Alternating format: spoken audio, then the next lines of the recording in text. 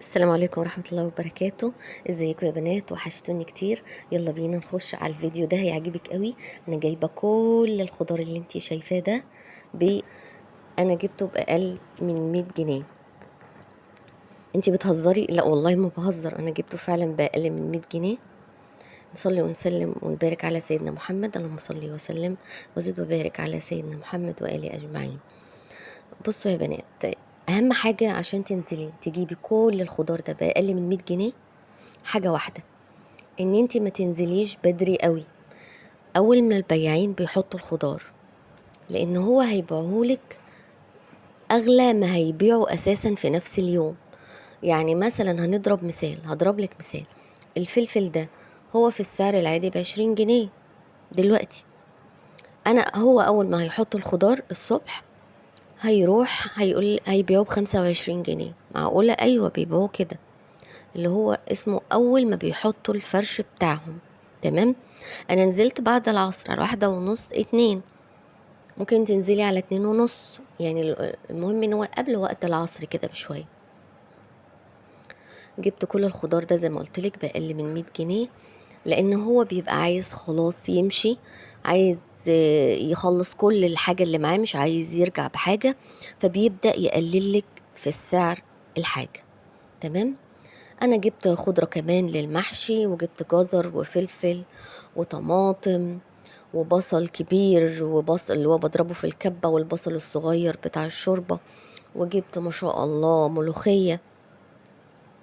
اتعودي برضو انت نازلة تجيبي مشتريات، سواء مشتريات سوق او سوبر ماركت او اي مشتريات انت هتجيبيها، لازم تطلعي حاجة لله. ويعني الغلابة موجودين كتير حوالينا، طلعي ولو اي حاجة بسيطة معاكي، ربنا في اليوم ده هيبارك لك في كل حاجة انت هتشتريها.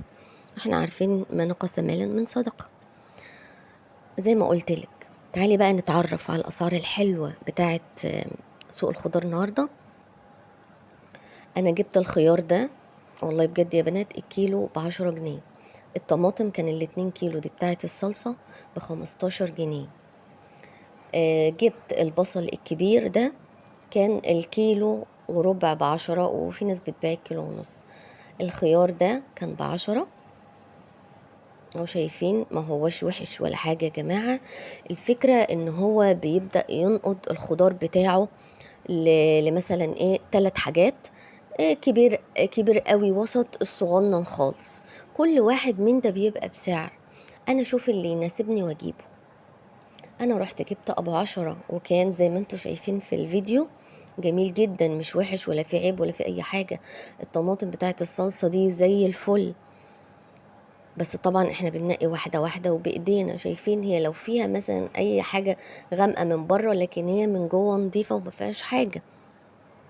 وانا كمان بحط معاها بنجر، والله بتطلع زي العسل يا بنات. اهو بالشكل ده الطماطم معانا حلوة قوي.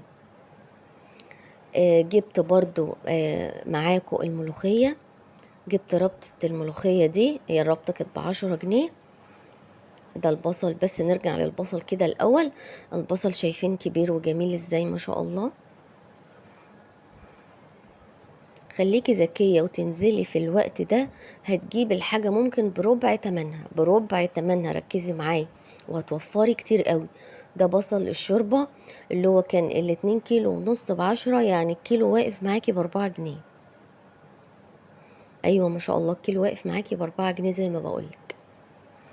طب ربطة الملوخية الحلوة دي، انا لما تيجي تجيبي ملوخية هاتي الربطة الطويلة. شايفة الطويلة دي؟ انا عارفة في ناس مش بتحبها، ناس بتحب البلدي الصغنون، لكن دي ايه بقى يا بنات اللي ما يعرفش؟